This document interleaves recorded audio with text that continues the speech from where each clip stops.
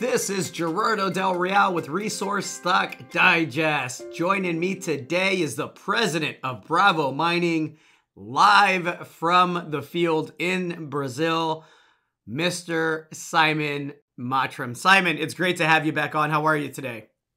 Yeah, great, Gerardo. Thanks for having us back, and it's good to be here. Listen, there is a lot to be excited about with Bravo. You and I had the opportunity to catch up in person at PDAC, and look, let's be completely transparent. We're very, very excited, and I say we because I'm a biased shareholder in Bravo, right? But we're very excited about the assays that have come in, the assays that are pending, the upcoming resource update.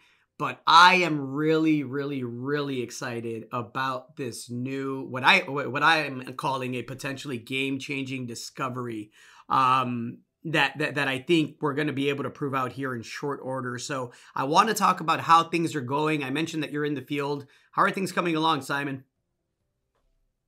Yeah, things are going great.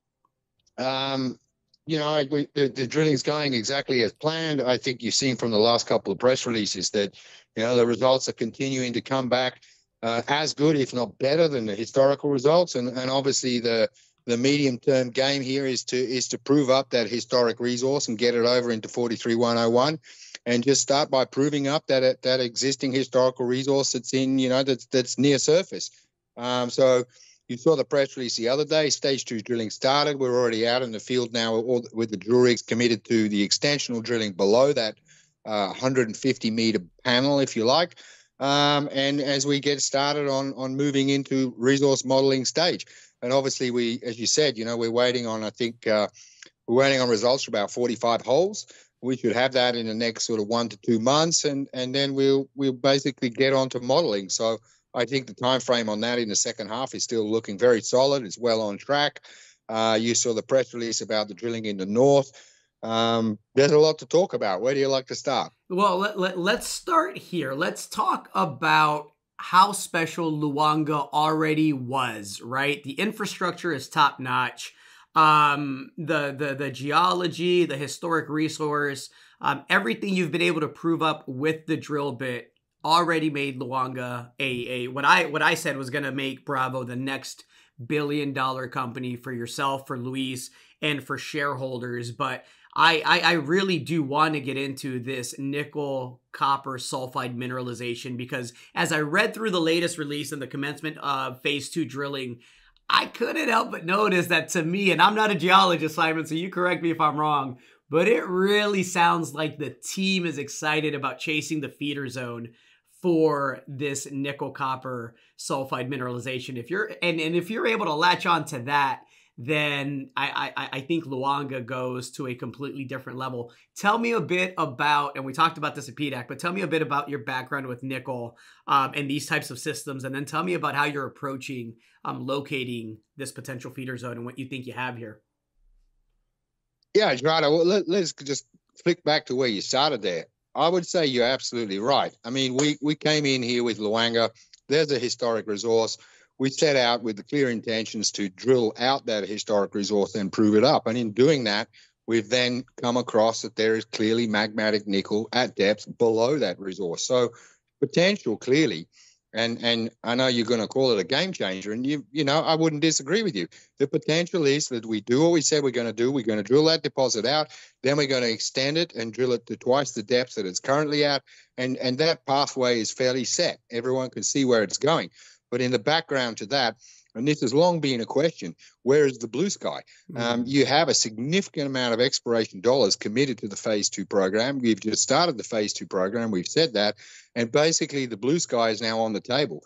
Is the nickel potential below Luanga? And I think the nickel potential has not remotely been tested. And even the nickel that we've encountered so far has been encountered because we're drilling deeper on existing sections and we're just starting to touch upon it.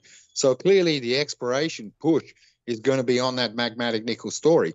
And it's definitely not a case of extending the Luanga PGM deposit. We're talking about something completely different here. There is nickel in the Luanga PGM deposit, and that is the PGM deposit. But below that, yeah, we do see significant potential that you could have nickel deposit or nickel deposits plural. And then beyond that, of course, you have the potential for the feeder zone. Now, I can't tell you too much about the feeder zone right now because we're not out there in the market at this present moment saying, hey, guys, here's the feeder zone and here's the empirical data that proves it. But that's coming, and you will see that at some point. Are we excited? Yeah, of course, we're massively excited. I mean, look, part of it is market-driven excitement. It's not driven by me, obviously. But am I excited? Sure, I'm excited because I come from a long background in nickel, and my life sort of career, my career in nickel, in sulfides in general, for the most part, started in nickel. And my first year in nickel sulfide exploration was for komatiite nickel in Western Australia. But then the following 6 years was basically all spent following layered PGM style.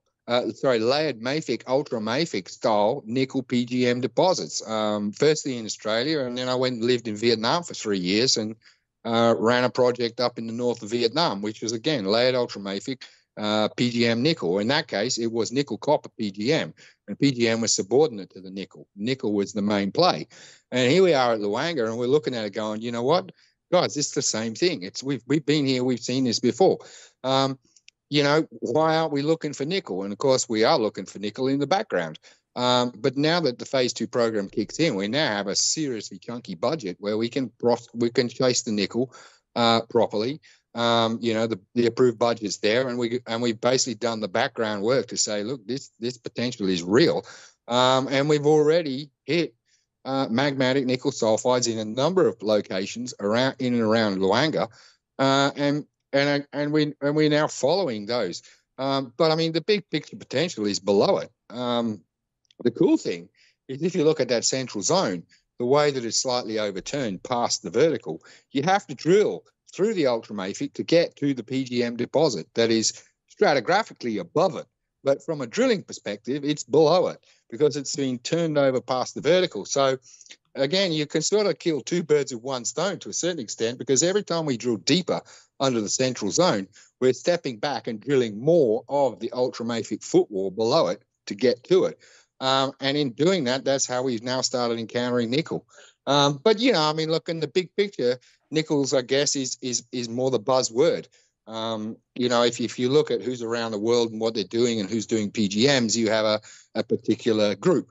But then if you expand that group and saying, well, who's interested in nickel? Well, now you've just invited all the big boys into the party who, are chasing battery nickel. Everybody wants nickel sulfide. So I think from that perspective, I'm imagining that's what drives market anticipation and excitement. And for guys like yourself, chasing the nickel is obviously a fantastic use of funds for the exploration. Absolutely. You talked about the robust budget. What does that look like? I know the Treasury is very, very robust. I know that obviously Luis, you, the team, has had zero issues raising capital. You did so when you went public a little bit over 8 months ago during one of the tougher times in the resource space, and you were able to raise just over $40 million at a pretty significant premium to the previous raise. What does the Phase 2 budget look like, Simon? Look, on the high level, you only have to go to the technical report that we published last year, which had the Phase 1 program at about 16 million US and the Phase 2 program at about 14 million US. Where does it go from there? It actually gets kind of a bit weird from there because, I'm having to answer the technical questions on behalf of the company for the auditors at the moment. And they're saying, can you please explain how you've underspent by like 40% on the drill program? And it's like, well, but we've completed 90. At that point, at the cutoff date, we go, well, the program's 90% complete, but you're 40% under budget. It's like, yeah, it's because the drilling is a hell of a lot cheaper here than what everyone thought it was going to be. So the reality is, Gerardo, I think, if you look at that Phase 2 program in the technical report, there's 7,500 meters there committed to exploration. But, what I would probably tell you in real terms is that I can actually probably drill twice as many meters for that exact same amount of money. But, look, in real terms, it's a $14 million budget, and it covers essentially two main parts. It covers resource extension below the existing PGM deposit, and then the rest of the money is basically directed to exploration. So, And I think, just going off the top of my head, you don't quote me on this one, but if you look at the technical report, it's sort of like, 14,000 meters, something like that, in extensional drilling, and it's about 7,500 meters for exploration. But you know how it goes, Gerardo. Mm-hmm. If we go out there and we hit the good stuff, you're straight back to the table saying, I want an extension and budget. And I don't think you're going to find anyone that's going to say no, especially not the shareholders, if they're seeing the returns and the results that they're hoping for. Absolutely. You know these systems well. You cut your teeth with these systems. A lot of your career successes have come from these types of systems. For people that aren't familiar with the Luanga deposit and the potential scale of the nickel sulfide zone, how broad is that potential scale there, Simon? Oh, look, I mean, it's big. I mean, you only got to compare it to the PGM scale. I mean, we're talking about underneath the PGM deposit as it is right now. Now, that deposit has a strike length of 8.1 kilometers. This intrusion is big. It's a big intrusion. It's essentially, it's 8 kilometers long, the ore body projected to surface, but the intrusion itself is about 7.5 kilometers, because it actually curves around in that typical bowl shape. So you get a bit more length strike squeezed into the same into a lesser length, if you like. But the intrusion is probably 5-6 kilometers wide, and it's probably 4 kilometers thick. And then you have obviously a potential feeder zone below that. But again, we go back to what we talked about last time we spoke. Luanga is turned over on its side. So you're essentially looking at a cross-section through the intrusion in plan view at surface. And your feeder zone now, in theory, is literally sticking out to the south because it's been brought up to surface. This has been rotated through 90 degrees. So your feeder zone, instead of being kilometers below it, is now basically sticking out to one side. All we got to do is go to the south. So that footwall, the footwall zone, if you have 8 kilometers of strike, and the footwall is below it. So there's 8 kilometers of potential strike that we need to explore. And obviously some quick airborne EMs should give us a good head start onto that.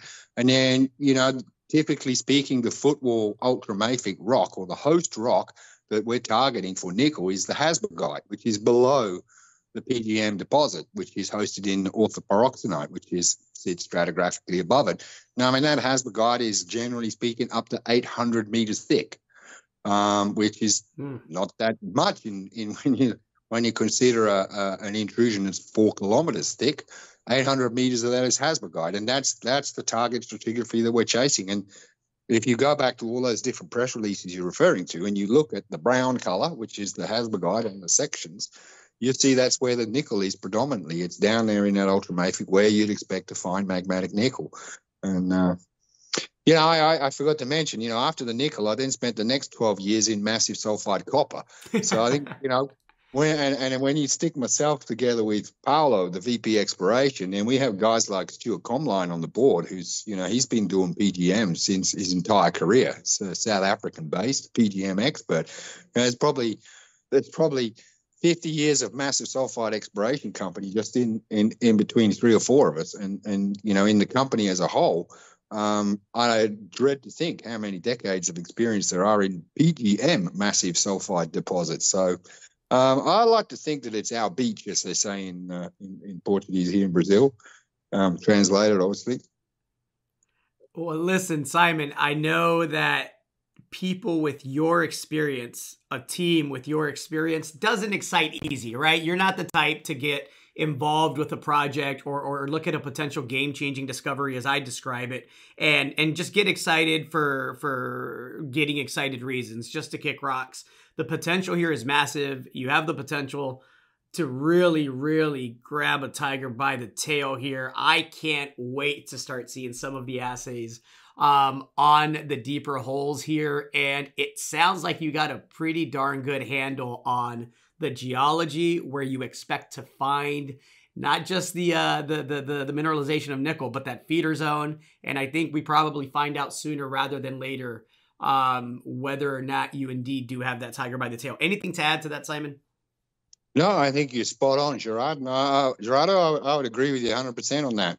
It's definitely a case of last year was interesting. I think this year is going to be more interesting, and keep watching the space. I couldn't agree more. I'm excited. I can't wait for the assay. Simon, thank you for your time. I'll let you get back to it.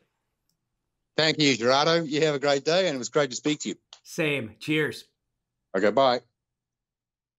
Hey everybody, Gerardo Del Real here. If you're enjoying the content that you just saw, you can let us know in 3 simple steps. Hit the like button, hit the subscribe button, and please share across your network and on social media. Take care, everybody.